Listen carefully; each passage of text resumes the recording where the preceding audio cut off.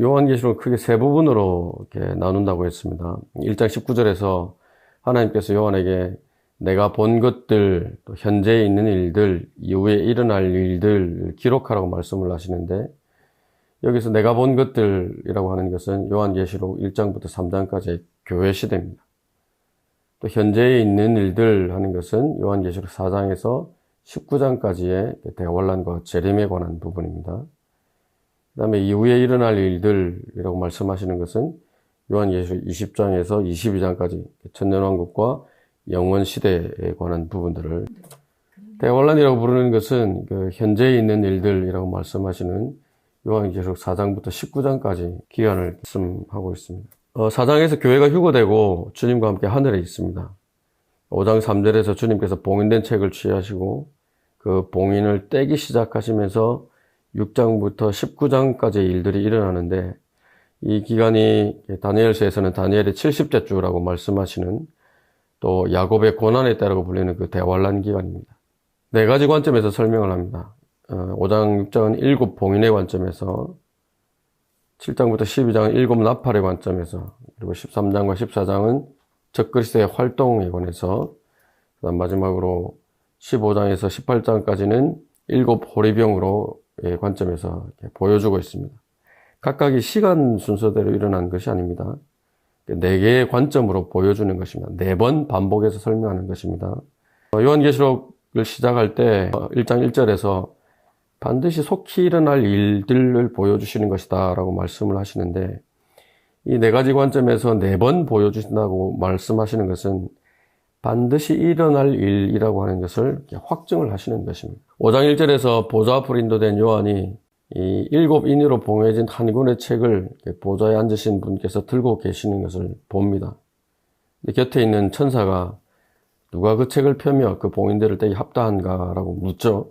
그런데 그 책을 펴거나 볼 수 있는 사람이 아무도 없는 것을 요한이 보고 심히 웁니다.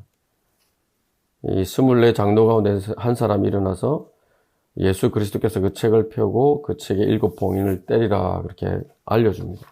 봉인된 책은 다니엘이다라고 하는 말씀이 있습니다. 다니엘이 대환란에 대한 계시를 받지만 깨닫지는 못합니다. 우리 다니엘서 12장을 한번 가서 보시겠습니다. 12장 7절 보시면, 내가 들으니 강물에 있던 세마포를 입은 사람이 그의 오른손과 그의 왼손을 하늘로 들어올리고 영원히 사시는 분으로 맹세하기를 한 때와 두 때와 반 때가 되리니 그가 거룩한 백성의 권세를 흩어버리는 것을 마치게 되면 이 모든 일이 끝나게 되리라 하더라. 8절에 내가 들었으나 깨닫지는 못하였더라. 그때 내가 말하기를 오 내 주여 이러한 일들의 마지막에는 어떻게 되겠나이까 하였더니 라고 말씀합니다. 또 이 예언이, 다니엘에게 주어졌던 예언이 마지막 때까지 닫혀있고 봉해져 있을 것이라고 말씀. 4절에 보시면 그럼 오 너 다니엘아 마지막 때까지 그 말씀을 닫고 그 책을 봉하라. 그때에는 많은 사람이 이리저리 달릴 것이요 지식이 증가하리라 하더라. 9절에도 그가 말씀하시기를 다니엘아 내 길을 가라. 이는 그 말씀들이 마지막 때까지 닫혀있고 봉해져 있을 것임이라 그렇게 말씀을 합니다. 그래서 이 봉인된 책을 다니엘로 보기도 합니다. 두 번째는 성경입니다. 진리의 말씀은 사람의 지식으로는 이해할 수가 없죠. 성경의 모든 해석은 하나님께 속해 있습니다. 누구든지 예수 그리스도의 영으로 성령으로 인도받지 않고서는 그 하나님의 말씀을 깨달을 수 없죠.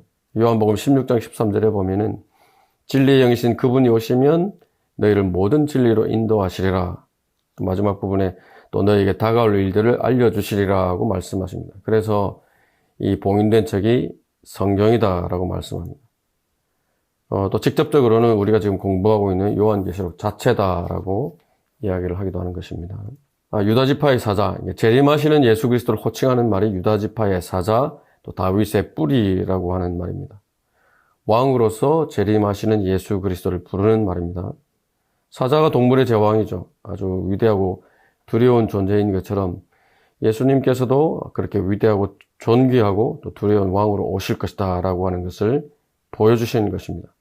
오시면 원수들을 멸하실 것이고 온 땅이 그분 앞에서 두려워 떨게 되는 것입니다. 도살당하였던 것 같은 한 어린 양입니다. 예수 그리스도입니다. 하나님의 어린 양이 되셔서 이 세상 죄를 제거하셨습니다. 침례인 요한이 그렇게 불렀죠. 보라, 세상 죄를 제거하는 하나님의 어린 양이라. 사자의 위용을 갖추신 왕이시지만 그전에는 먼저 이렇게 어린 양이 되어서 죽으신 것입니다. 예수님께서 그 봉인된 책을 받으십니다. 예수님의 이름 가운데에 말씀이라고 하는 이름이 있습니다. 기록된 말씀, 우리가 들고 있는, 또 보고 있고 공부하고 있는 이 성경의 주체가 되시는 분입니다. 진리의 말씀에 대한 권세는 오직 예수 그리스도께만 있고, 또 그 예수 그리스도께서 봉인된 책을 받아서 봉인을 떼십니다. 9절에서 14절까지 그 책을 취하신 어린 양에 대한 우주적인 찬양이 이어지고 있습니다. 주께서 그 책을 취하시어 그 봉인들을 열기에 합당하시니이다. 그렇게 전우주적인 찬양이 이어지고 있습니다. 9절 중반에는 이는 죽임당하셨던 주께서 하나님께로 각 족속과 언어와 백성과 민족 가운데서 우리를 주의 피로 구속하여 우리를 하나님 앞에 우리를 왕들과 제사장들로 삼으셨으니 우리가 땅 위에서 통치하리이다 라고 말을 합니다. 우리를 주의 피로 구속하여 라고 말씀합니다. 이 그리스도인들이 하늘에 올라가면 무엇을 노래하겠습니까?